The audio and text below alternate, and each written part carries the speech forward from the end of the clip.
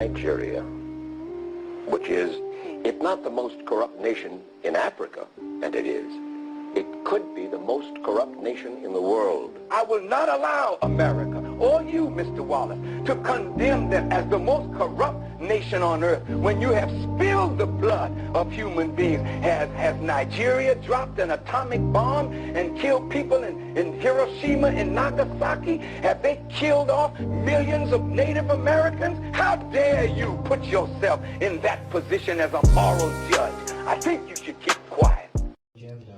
But it's not like, it's more like a jello. Okay. It's like packed in and jello and it's like,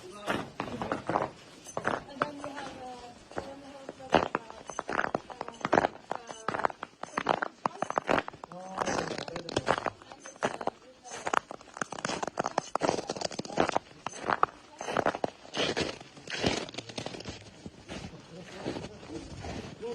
Oi.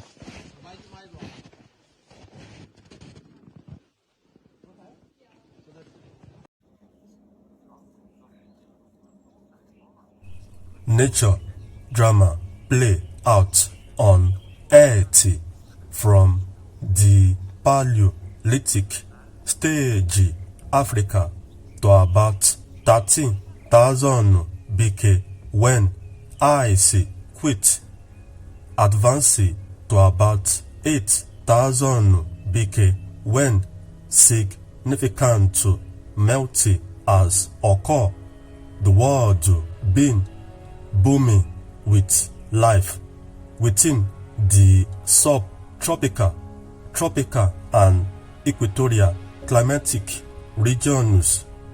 The warm climatic regions were occupied by the most advanced people of the then world, the Igbo later referred to as the Bantus.